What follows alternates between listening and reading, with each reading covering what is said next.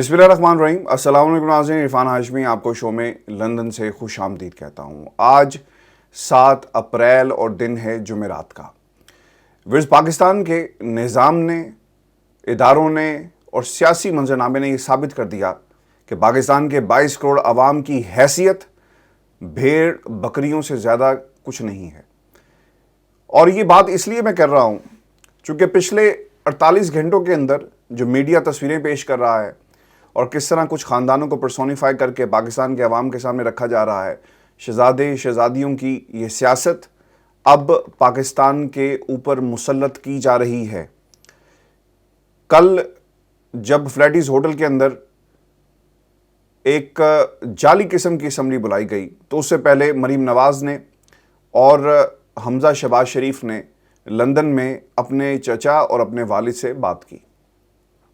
नवाज शरीफ साहब ने जो पैगाम दिया, उससे पहले मैं आपको बता दूं कि इस फ्लैटिस होटल के अंदर एक सवाल किया गया मरीम नवाज से कि आपके ख़ानदान की जमहूरियत के लिए, आइन की बालादस्ती के लिए बहुत सारी कुर्बानियां हैं, आप क्या कहेंगी और नवाज शरीफ साहब कब वापस वतन आएंगे। इस पर उन्होंने कहा कि बहुत जल्द वो आपके दरमियान होंगे। अब ये बात कोई अनहोनी नहीं है और हमें ये मान लेनी चाहिए कि डील्स हर लेवल के ऊपर माजी में भी हुई जब नवाज शरीफ साहब को बाहर निकाला गया और अब भी हो रही हैं पाकिस्तान के ताकतवर हलकों के साथ। और पाकिस्तान के ताकतवर हलके बज़िद हैं कि किसी तरह इस निज़ाम को लपेटा जाए। ये बात DGISI की तकर्री के ऊपर भी हो सकती है। इसकी वजह अमेरिका के साथ ताल्लुकात बेहतर ना होने की भी हो सकती है, क्योंकि फ़ौज का झुकाव पाकिस्तान की जो वज़ीर-ए-आज़म है उनके बरक्स अमेरिका की तरफ है और इस पे मुतअद्दिद दफ़ा हम बात भी कर चुके हैं। और बहुत सारी जो बयानात हमारे सामने आए, जिसमें आर्मी चीफ़ का जो सिक्योरिटी एक कॉन्फ्रेंस करवाई गई, उसमें उन्होंने कहा कि हमारे अमेरिका के साथ ताल्लुकात बेहतर होने चाहिए, बरामदात का उन्होंने जिक्र किया। तो अब इसमें बात ये जो मानने वाली है कि पाकिस्तान के अंदर कुछ ताकतें ऐसी हैं जो चाहती हैं उन्हीं ख़ानदानों की हुक्मरानी हमेशा बरकरार रहे जो इस मुल्क पर कायम और दायम रहे, और अब भी दोबारा रास्ते हमवार किए जा रहे हैं। मरीम नवाज़ ने ये बहुत आसानी से कह दिया कि बहुत जल्द वज़ीर-ए-आज़म इमरान खान आपके दरमियान होंगे, लेकिन दूसरी तरफ नवाज शरीफ का बयान अपने वर्कर्स के नाम ये बहुत ही इंपॉर्टेंट है। और मैं फिर आगे चलकर आपको बताऊंगा कि ये लोग किस तरह आइन के साथ खिलवाड़ कर रहे हैं और पूरी कौम को बाहर निकलने की तलकीन कर रहे हैं। नवाज शरीफ साहब ने अपने वर्कर्स के नाम जो पैगाम दिया वो ये कहते हैं कि आइन के तहफ़्फ़ुज़ और कानून की बालादस्ती के लिए ओहदेदार और कारकुन जितने भी हैं वो बाहर आएँ। और ये भी कहा कि आइन की बालादस्ती के लिए कारकुन अपना रोल अदा करें। इजलास में उन्होंने पार्टी रहनुमाओं से अलहदा राय भी ली कि आप बताएं कि इस मौके पर हमें क्या करना चाहिए। और फिर उन्होंने ये भी कहा कि मुल्क अहम मोड़ पर खड़ा है और हमारी गफलत और सुस्ती से मुल्क को नाकाबिल तलाफ़ी नुकसान पहुँच सकता है। ये आइन के तहफ़्फ़ुज़ और जमहूरियत की बका का मामला है, आप इसके लिए सीसा पलाई दीवार बन जाएँ। नवाज शरीफ साहब एक तो इस वक्त घबराए हुए इसलिए भी हैं क्योंकि इमरान खान ने पूरे मुल्क के अंदर जो कॉल दी है, रोज़ाना की बुनियाद के ऊपर मुख्तलिफ़ शहरों में एहतजाज भी होता है, लोग अपने जो गम गुस्से का इजहार भी कर रहे हैं। लेकिन अनफॉर्चुनेटली ये मनाज़िर टेलीविज़न स्क्रीन्स पर इसलिए नहीं दिखाए जा रहे क्योंकि पाकिस्तान का आधा मीडिया अब किसी और के साथ है और बाकायदा हदायत के ऊपर किसको दिखाना है, किसको हटाना है, इसका फ़ैसला कहीं और से किया जा रहा है। और ये भी इंटरेस्टिंग बात है कि जब अलीम खान साहब उठकर मरीम नवाज़ को मुबारकबाद देंगे, शहबाज शरीफ साहब उनका शुक्रिया अदा करेंगे, जहांगीर तरीन का शुक्रिया अदा करेंगे, अलीम खान नारे लगाएंगे हमज़ा शहबाज के लिए और कहेंगे, और दूसरी तरफ ये कहेंगे कि मैं अपना हिसाब भी पूरा करूंगा, तो फिर आप क्या उम्मीद कर सकते हैं। और फिर दूसरी तरफ अलीम खान साहब, चूँकि मीडिया की बात है तो समर टेलीविज़न उनका है, तो वहाँ पर क्या तस्वीरें दिखाई जाएंगी, ये भी बहुत इंटरेस्टिंग फैक्टर है। और एक और टेलीविज़न चैनल भी है, वो इस वक्त क्या दिखा रहा है, वो भी बहुत इंटरेस्टिंग एलिमेंट है। तो अब खान साहब के लिए रास्ते में जो रुकावटें खड़ी की जा रही हैं वो ये रुकावटें हैं कि इनको दिखाना नहीं है। और नवाज शरीफ साहब ने जिस आइन और कानून की बालादस्ती की बात की, क्योंकि वो पैगाम ही दे सकते हैं ना लंदन में बैठकर, क्योंकि आपको याद रखना होगा जब भी वो पाकिस्तान आए तो वो जम्मे गफ़ीर नहीं था। जिस तरह लाहौर पे भी जब जहाज़ उनका उतरना था तो लोगों को मोबिलाइज ही नहीं किया जा सका, इकट्ठा ही नहीं किया जा सका। ये बहुत ही सीरियस मैटर है। और खान साहब की जो मकबूलियत है اس کے پیش نظر پاکستان کی اپوزیشن جماعتیں اس وقت پریشان ہیں، اور اس لیے وہ بار بار کہہ رہی ہیں کہ اگر ہم نے اپنے اوپر سے غداری کا یہ داغ نہ صاف کیا تو پھر شاید مشکل ہو جائے گی الیکشن میں جا کر ہم ان کا مقابلہ کیسے کریں گے، کیونکہ چارجڈ اپ جو پاکستان کی عوام ہے اور جو ووٹر ہے اس وقت مسلسل وہ اظہار یکجہتی بھی کر رہا ہے اور سڑکوں پہ بھی آ رہا ہے۔ اب یہ پیغام جو نواز شریف نے لندن سے بیٹھ کر اپنے ورکرز کو دیا، ویورز اس کا ایک اور بھی اینگل ہے، اور وہ اینگل بہت ہی سنجیدہ ہے۔ نواز شریف صاحب آئین اور قانون کی بالادستی کی بات کرتے ہیں۔ اگر یہ ڈیل نہیں ہوئی تو کس بنیاد کے اوپر مریم نواز روزانہ یہ کہتی ہیں کہ بہت جلد وہ آ جائیں گے، اور آئیں گے تو پھر وہ کہاں جائیں گے؟ یہ بہت بڑا سوال ہے۔ کیا وہ دوبارہ کوٹ لکھپت جیل جائیں گے، یا پھر ان کو عزت اور تکریم کے ساتھ رائے لے جایا جائے گا ایک جلوس کی شکل میں کہ ہمارا لیڈر واپس آ گیا، شاید کوئی اس نے بہت بڑا مارکا سر کیا اور اب وہ وطن واپس آ رہا ہے؟ تو پھر ڈیل کس کے ساتھ ہوگی؟ پاکستان کے وہ طاقتور حلقے جنہوں نے اس وقت سپورٹ کر رہے ہیں ان تمام کرداروں کے، جو ماضی کے اندر تو بے ایمان تھے، ماضی کے اندر تو ان کے خلاف کیسز بھی بنے، ماضی کے اندر تو عدالتوں نے ان کے خلاف فیصلے بھی دیے، اور پاناما وہ کیسز جو دنیا میں بنے، وہ کیسز جن میں ان کا نام دنیا میں آیا، پاکستان کی عدالتیں فیصلہ دیتی ہیں۔ اب وہ بھی سوال کریں گی کہ آپ نے کس بنیاد کے اوپر یہ ڈیل کی، اور کس بنیاد کے اوپر نواز شریف کا مقام کوٹ لکھپت نہیں تھا بلکہ انہیں باہر نکال دیا گیا۔ آپ کو یہ بھی یاد رکھنا چاہیے کہ ضمانتوں کے اوپر یہ پورا خاندان باہر ہے، شہباز شریف ضمانت پہ باہر، حمزہ شہباز ضمانت کے باہر، اور پھر دوسری طرف اب نواز شریف صاحب اگر ملک میں واپس آتے ہیں تو پھر ان کے ساتھ کیا سلوک کیا جائے گا؟ آپ آئین اور قانون کی بالادستی کی بات کرتے ہیں، آپ نے جو پاکستان کے قانون کو پامال کیا، آپ نے جھوٹ بول کر ملک سے باہر گئے اور اپنا علاج جس حد تک کروایا وہ ریکارڈ کے اوپر موجود ہے۔ اور اگر آپ اس آئین اور قانون کی بالادستی کی بات کرتے ہیں تو آپ نے عدالتوں کے ساتھ جو انہیں انڈرٹیکنگ دی تھی اس کا پاس رکھنا تھا۔ آپ پاکستان وقت پر واپس جاتے، لیکن آپ نے ایسا نہیں کیا، اور آپ نے باہر آ کر پاکستان کے اداروں کے خلاف باتیں شروع کر دی۔ اور پھر انٹرسٹنگ بات یہ ہے ویورز کہ اب وہی ادارے سپورٹ کر رہے ہیں اس پورے خاندان کو، اپوزیشن کو۔ میں تو کل حیران ہی رہ گیا کہ مولانا فضل الرحمان صاحب جو گفتگو کر رہے تھے وہ مطالبہ کر رہے ہیں، وہ ریکویسٹ نہیں کر رہے پاکستان کی عدالتوں سے، وہ جرنیلوں کا نام لے کر کہہ رہے ہیں کہ آپ کو ثابت کرنا پڑے گا، آپ کو بتانا پڑے گا، آپ کو حساب دینا پڑے گا۔ یہ صرف اور صرف پاکستان کے طاقتور حلقوں کی سپورٹ کے ساتھ یہ سب کچھ ہو سکتا ہے۔ اور یہ بھی بہت انٹرسٹنگ بات ہے کہ نواز شریف صاحب اگر ملک میں واپس آتے ہیں، جس طرح کی خبریں لندن میں بہت زیادہ گرم ہیں کہ بہت جلدی پاکستان چلے جائیں گے، تو اس کا مطلب یہ ہوا کہ ان کی بھی ڈیل ہوگی، اور ڈیل کسی حد تک کامیاب بھی ہو چکی ہے۔ اب صرف ٹرمز طے کرنا باقی ہیں کہ کن شرائط کے اوپر نواز شریف صاحب واپس آئیں گے۔ اور میں آپ کو یہ بھی بات بتاؤں کہ اس وقت نون لیگ جو زور لگا رہی ہے، ان کا خیال تھا کہ شاید وہ نیب کے پورے ادارے کو ختم کر دیں گے، کوئی ایسی ترمیم لا کر، کوئی ایسا قانون پیش کر کے، اور اپوزیشن کے ساتھ مل کر، تاکہ ہمیشہ کے لیے یہ قصہ ختم ہو جائے۔ اور پھر یہ بھی بہت انٹرسٹنگ بات ہے کہ نیب کو کیا ختم کیا جا سکتا ہے، اور اس کے لیے آپ کو اگر بڑی اکثریت کی ضرورت ہے تو وہ کس طرح لائی جائے گی۔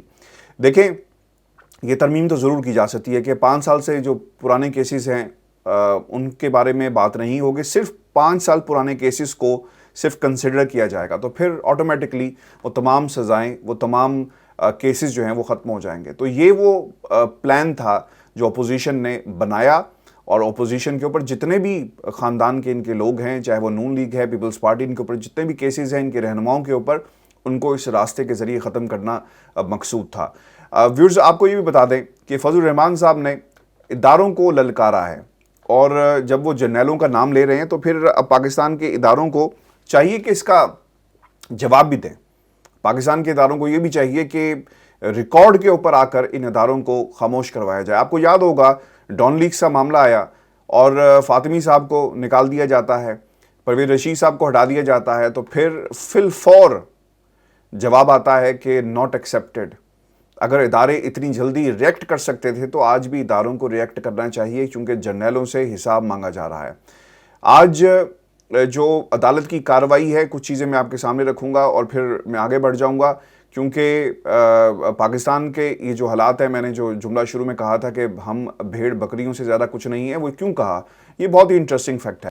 اور فرح نامی خاتون کے بارے میں یہ کہا جاتا رہا کہ وہ اصل میں وزیر اعلیٰ پنجاب تھی، ان کی مرضی کے بغیر تقرریاں تبادلے نہیں ہوتے تھے۔ اب انٹرسٹنگ فیکٹ دیکھیں، میں نے ایک جملہ جو کہا وہ کیوں کہا، وہ اس لیے کہا کہ چودھری اقبال گجر صاحب جو ہیں یہ ان کے سسر ہیں، اور وہ اس اجلاس میں جو علامتی فلیٹیز ہوٹل میں اجلاس بلایا گیا اس میں موجود تھے۔ میں آپ کے سامنے کچھ ڈیٹیلز رکھ دیتا ہوں، اور انہوں نے ہی اجلاس میں نئے وزیر اعلیٰ کے انتخاب کے لیے قرارداد پیش کی تھی۔ اب دیکھیں، یہ لوگ پاکستان کی عوام کو، 22 کروڑ عوام کو بھیڑ بکریاں نہیں سمجھتے تو اور کیا سمجھتے ہیں؟ کہ جس خاتون کے بارے میں آپ الزام لگا رہے ہیں وہ آپ کے ساتھ ان کے سسر صاحب جو ہیں اس علامتی جو اجلاس تھا اس میں موجود تھے۔ علیم خان صاحب جو 10 سال تک یہ قوم کو بتاتے رہے کہ نون لیگ جو ہے وہ چور ہے، انہوں نے صرف اپنی ذات کے لیے پارٹی بدل لی۔ علیم خان صاحب کے علاوہ ترین گروپ جن کے اوپر کیسز اگر بنے تو انہوں نے پارٹی بدل لی۔ اس کا مطلب یہ ہوا کہ ایک عوام جس کو یہ بھیڑ بکریوں سے زیادہ کچھ نہیں سمجھتے اور اس نظام کو کچھ نہیں سمجھتے۔ اب مونس الہی صاحب یہ کہتے ہیں اپنے ایک انٹرویو میں کہ جب میں سیاست میں آیا تو چودھری شجاعت نے اور مجھے پرویز الہی صاحب نے مجھے ایک بات کہی کہ آپ نے کبھی بھی شریف خاندان کے اوپر یقین نہیں کرنا۔ کل تک یہ تمام خاندان آپس میں ملنے کو تیار تھے، بیٹھنے کو تیار تھے، بات کرنے کو تیار تھے۔ شہباز شریف صاحب دوبارہ گھر گئے، چودھری پرویز شجاعت کے بیٹے سالک حسین صاحب جو ہیں وہ ان کے کان میں کچھ کہتے ہیں۔ تو یہ کیا ہو رہا ہے؟ یہ اس لیے ہو رہا ہے کہ صرف اور صرف اقتدار تک پہنچنا ہے۔ پاکستان کے سیاستدانوں کو آپ کا اور میرا خیال نہیں ہے، میں اس لیے ہمیشہ ہی مروثیت کے خلاف تھا کہ پاکستان کے اندر، سیاست کے اندر اگر مروثیت رہے گی تو یہی کچھ ہوگا کہ اگر آپ ان کے ساتھ کھڑے ہوں گے تو آپ صادق اور امین بھی ہیں، اور اگر آپ ان کی پارٹی کو چھوڑ دیں تو آپ صادق اور امین نہیں رہتے۔ اور پھر آپ کے کیسز، اگر نیب آپ کے گرد کیسز بناتا ہے تو یہ آپ یہ کہیں گے کہ جناب ہم سے انتقام لیا جا رہا ہے۔ میں تو حیران رہ گیا علیم خان کی اس دن کی تقریر سن کر جس میں وہ یہ کہتے رہے کہ اب تو میں وزارت اعلیٰ کا امیدوار بھی نہیں رہا تو مجھے پھر نیب کے ساتھ کیوں میرے خلاف گھیرا تنگ کیا جاتا رہا۔ دیکھیں، آپ کی پارٹی کے اندر اگر آپ کو اختلافات تھے تو آپ کو اسی وقت کھڑے ہو جانا چاہیے تھا اور اپنے آپ کو علیحدہ کر لیتے، کیونکہ اب ہواؤں کا رخ اگر بدل جائے اور آپ اپنے ان دوستوں کو، اس جماعت کو چھوڑ کر چلے جائیں تو میں یہ سمجھتا ہوں کہ عوام پاکستان کی آپ کو نہیں بھولے گی، اور جب آپ ووٹ مانگنے جائیں گے تو آپ کا محاصرہ بھی کیا جائے گا۔ اسی لیے یاد رکھیے گا، وہ ایک طبقہ، میں نے کل بھی یہ بات کہی تھی، میں دوبارہ کر رہا ہوں کہ وہ طبقہ جس نے کبھی ووٹ نہیں ڈالا، یہ تمام جو اس وقت سیاسی منظرنامہ ہے اس کو دیکھنے کے بعد وہ اس الیکشن میں باہر نکلے گا اور باقاعدہ طور پر ووٹ جو ہے وہ ڈالے گا۔ اچھا ویورز، اگلی ویڈیو کے اندر ہم مکمل جو تفصیل ہے عدالت کی کارروائی کی وہ میں آپ کے سامنے رکھوں گا، اور پھر نیپال کے اندر امریکہ نے جو غدر مچایا اور لندن کے اندر جو نون لیگ ورکرز لڑائی تھی اس کے حوالے سے بھی کچھ تفصیلات آپ کے سامنے میں رکھوں گا۔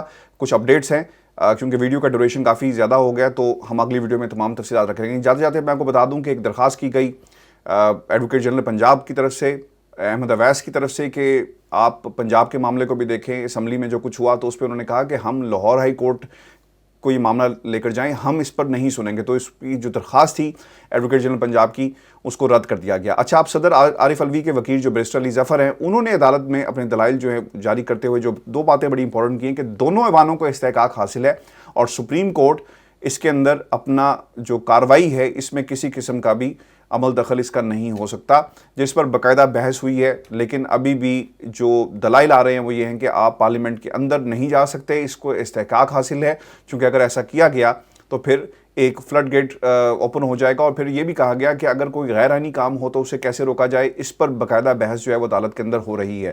اچھا، اب میں آپ کو ایک اور بھی بات بتاؤں، جو اسپیکر اور ڈپٹی اسپیکر کے وکیل ہیں نعیم بخاری صاحب، ان کے دلائل اس وقت جاری ہیں، اور ان کے دلائل اس لیے بھی امپورٹنٹ تھے کیونکہ جو باتیں وہ کر رہے ہیں اس سے پہلے کسی نے نہیں کہی۔ اچھا، وہ باتیں کیا ہیں؟ کیونکہ یہ معاملہ جہاں سے شروع ہوا تھا ڈپٹی اسپیکر کی رولنگ کے حوالے سے تھا، جس کے اوپر یہ تمام از خود نوٹس لیا گیا۔ عدالت کا زیادہ وقت نہیں لوں گا۔ سوال ہوا کہ پوائنٹ آف آرڈر تحریک عدم اعتماد میں نہیں لیا جا سکتا، پوائنٹ آف آرڈر تحریک عدم اعتماد سمیت ہر موقع پر لیا جا سکتا ہے۔ اتنے دنوں سے آپ نے صبر کا مظاہرہ کیا ہے، ہر سوال کا جواب دوں گا، جس پر جسٹس مظہر عالم خیل نے کہا کہ ہم بھی آپ کو سننے کے لیے بے تاب ہیں۔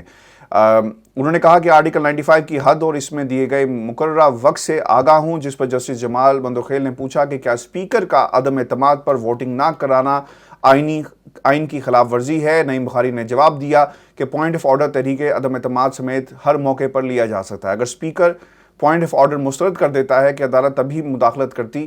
جسٹس اعجاز حسن نے پوچھا کہ کیا زیر التوا تحریک عدم اعتماد پوائنٹ آف آرڈر پر مسترد ہو سکتی ہے، جس پر نعیم بخاری کا کہنا تھا کہ point of order per speaker تحریک عدم اعتماد مسترد کر سکتا ہے۔ پوائنٹ آف آرڈر پر تحریک مسترد ہونے کا واقعہ کبھی ہوا نہیں۔ پوائنٹ آف آرڈر پر تحریک مسترد کرنے کا اسپیکر کا اختیار ضرور ہے۔ نئے انتخابات کا اعلان ہو چکا، اب معاملہ عوام کے پاس ہے، سپریم کورٹ کو اب یہ معاملہ نہیں دیکھنا چاہیے۔ یہ نعیم بخاری صاحب نے کہا کہ آئین بہت سے معاملات پر خاموش ہے، جہاں آئین خاموش ہوتا ہے وہاں رولز بنائے جاتے ہیں۔ یہ بہت ہی امپورٹنٹ دلائل ہیں جو نعیم بخاری صاحب اس وقت دے رہے ہیں، جس پر استفسار کیا کہ تحریک پیش ہونے کے لیے لیو گرانٹ کا کوئی آرڈر ہوتا ہے، جس پر نعیم بخاری نے کہا کہ تحریک عدم اعتماد پیش ہونے کی منظوری کا یہ مطلب نہیں کہ مسترد نہیں ہو سکتی، عدالت بھی درخواست سماعت کے لیے منظور کر کے بعد میں خارج کر سکتی ہے۔ اب ویورز دیکھنا یہ ہے کہ جو یہ ریمارکس دیے جا رہے ہیں، جو دلائل دیے جا رہے ہیں، اس کا کتنا وزن عدالت اٹھاتی ہے اور پھر اس کے بعد کوئی فیصلہ آئے گا۔ لیکن ابھی تک جو وائبز آ رہی ہیں، مزید سنا جائے گا اور وقت لگ سکتا ہے فیصلہ آنے میں۔ اب تک کے لیے اتنا ہی، اپنے کمنٹس بھیجیے گا۔ اگلی ویڈیو میں مزید تفصیل سے ان دلائل کی ایکسپلینیشن بھی آپ کے سامنے رکھوں گا، اور اس وقت عدالت کے اندر جو کچھ ہو رہا ہے اس پر بھی تفصیل سے ہم بات کریں گے۔ اجازت دیجیے، اللہ نے